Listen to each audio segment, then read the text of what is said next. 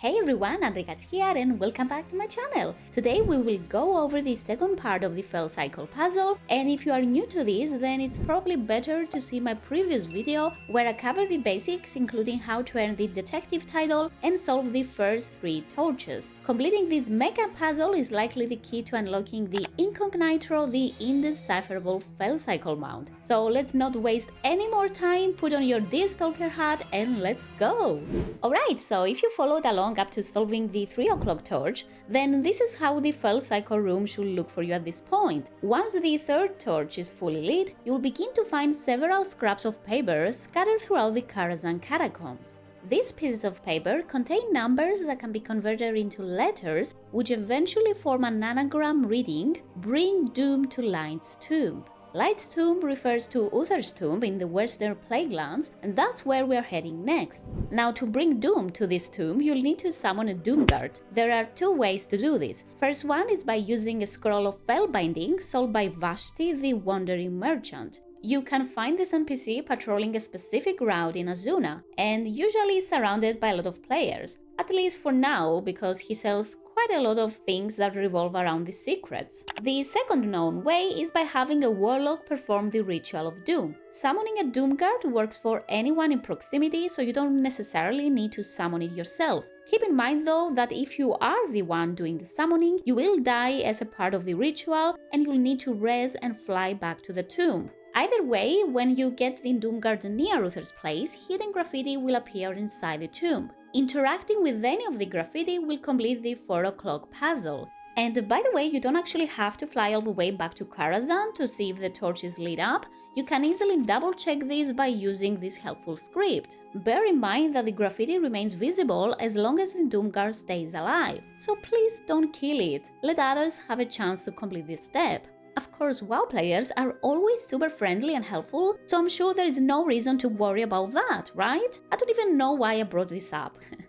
So yeah, let's move on to the 5 o'clock torch. Like I said, you will find hidden graffiti inside Uther's tomb, specifically 4 pieces. When combined, these read as, "You adventurers are all the same. You think yourselves as clever, I bet. Let's see you be the Master of Secrets at our own twisted game." The Master of Secrets refers to none other than Jeremy Feasel, WoW's lead game designer and the mastermind behind many of the game's most famous secrets, such as the Lucid Nightmare and the Hive Mind. Now, in-game, Jeremy Feasel is a battle petmaster found at the Darkmoon Fair, but there is also a hidden version of him in the Cave of Lost Spirits in the Timeless Isle.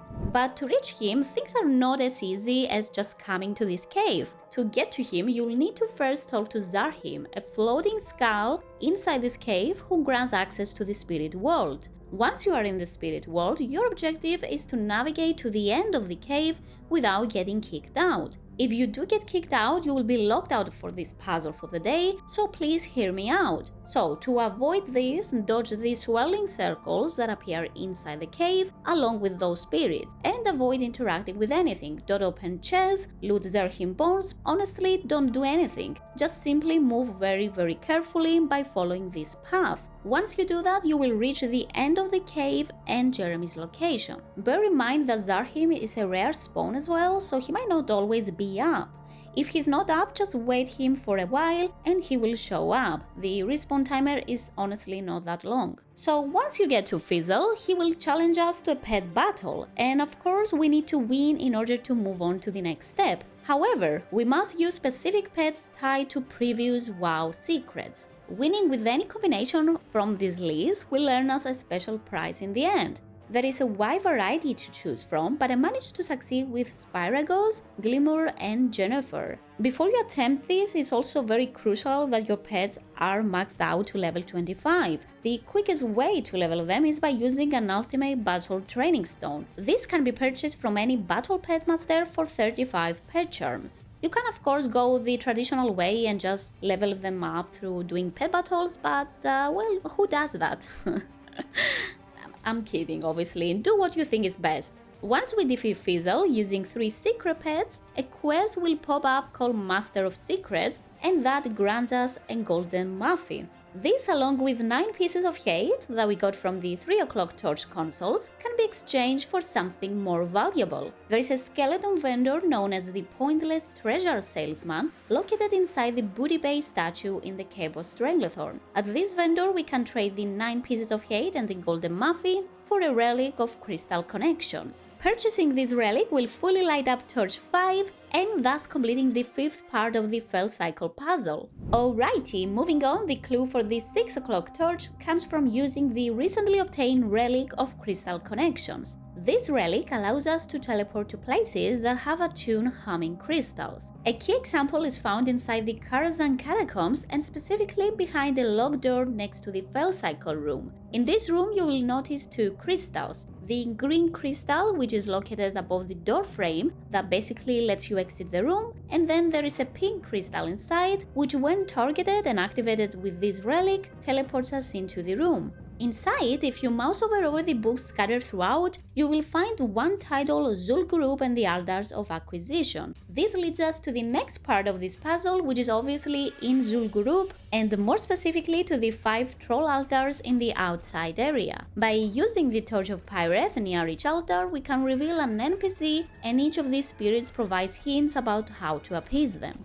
To satisfy these NPCs, we need to equip specific themed mounts, pets, toys, or even transmogs that match with their respective themes. Once an NPC is appeased, they will provide this chat message. The spirit departs satisfied with your acquisitions, and basically the NPC will fade away. Interestingly enough, this step seems to work as a group effort, as everyone in the area did it at the same time and we moved on. Of course, that could be a coincidence, but it felt like it was a group task. Alright, so starting off with the Void Altar, you will see a Shadow Priest NPC on it, and you can use toys like Shadowy Disguise or Void Totem to please them. You can also summon pets affiliated with the Void, like a Void Wingler, and more would also do the trick. Like I said, when you see the chat message popping up, you can move on to the next one. It doesn't really matter which order you end up doing them, but we the players over there decided to go clockwise.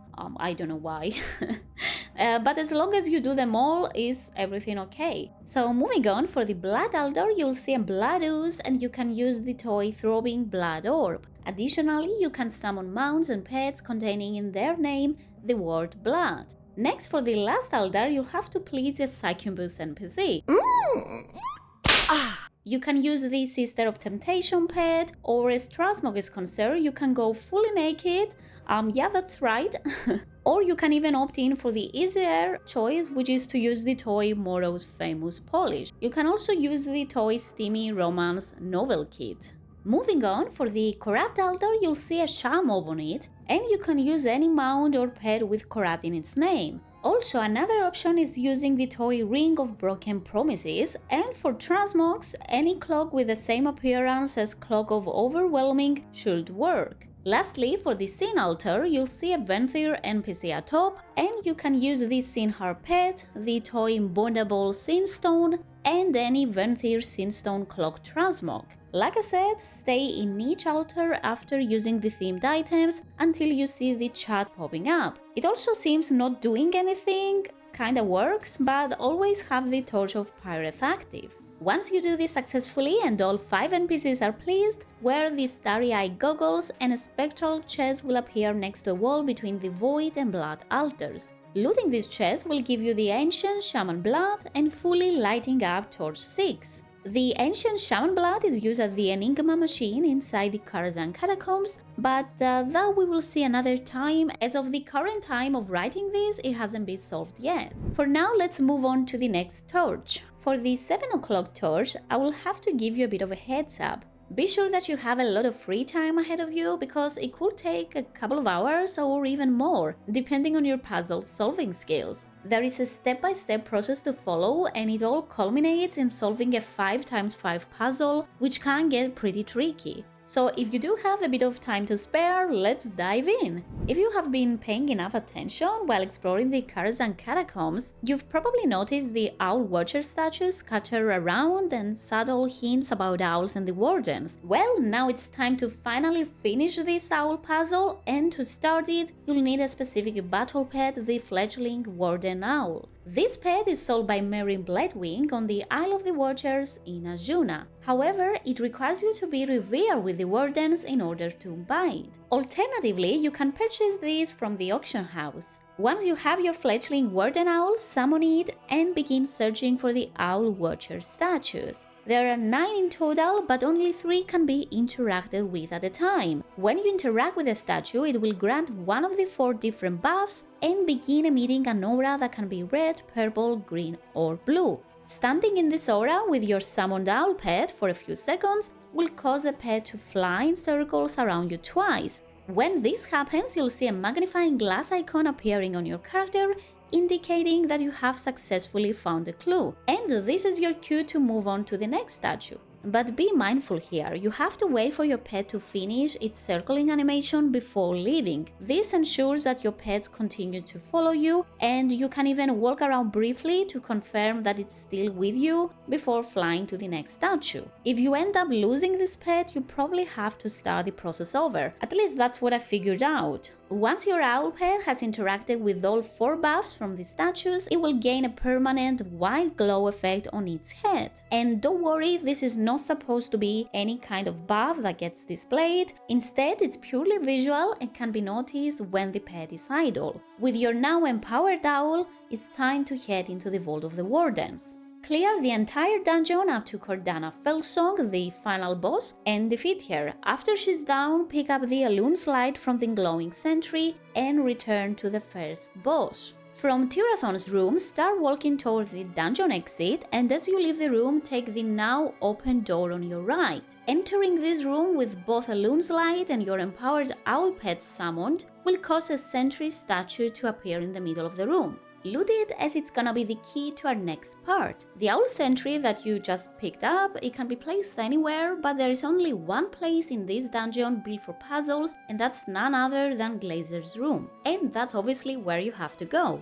As you go into the boss's room, drop the sentry on the platform at the entrance, just before the stairs leading to the boss arena. This will spawn an interactive owl statue, which when activated triggers a puzzle similar to the one we had as a wall quest in Legion. If you remember that challenge, it was pretty difficult back in the day, and hate to break it to you, but this is even harder. So patience is key, but of course there are some ways to make this easier. But before we do that, let's go over what you'll have to do. Like I said, when you interact with a statue in the entrance, a series of statues will appear on Glazer's platform. The puzzle consists of 25 slots, 5 × 5, though not all of them will initially have a statue. Clicking on a statue will lower it into its own tile, while at the same time causing 4 other statues to move. These 4 will either emerge from their slots or lower into those. Your end goal and the objective of this puzzle is to make sure that all 25 statues go down into their respective tiles. Now, unlike the old wall quest where statue positions were fixed, this puzzle randomizes the starting setup every time that you reset it. Speaking of, if you do need to restart the puzzle, interact with the sentry on top of the stairs. However, like I said, and I will say again, it's best sticking to the setup that you start with, as a resetting will change the entire statue mapping. After almost 2 hours of trying to solve this, I can confidently tell you the most helpful thing for me was using the add-on called Statue Solver. Using this will bring out a window which is basically a replica of the room that you are in. Even though it may seem complicated at first glance, trust me, it's actually quite simple once you figure out how it works. There is a YouTube guide by the add-on's creator, but I will quickly fill you in. Start by finding a statue that you can interact with, and then right-click the corresponding number tile in the add-on. This will open a second window specifically for the tile that you are mapping. The golden tile represents the one you are currently working on, and then check around in the room which other tiles the statue affects and click them in the add-on. Repeat this process for the remaining tiles until all 25 have been mapped out. Honestly, the worst part is that you cannot see the entire room from a better angle, so sometimes you may need to interact with the same statue twice. You can easily do this by manipulating the tiles that it affects. To do this, find one of the 4 statues that emerge from the ground, and by clicking on one of those affected tiles, you will bring back the original statue.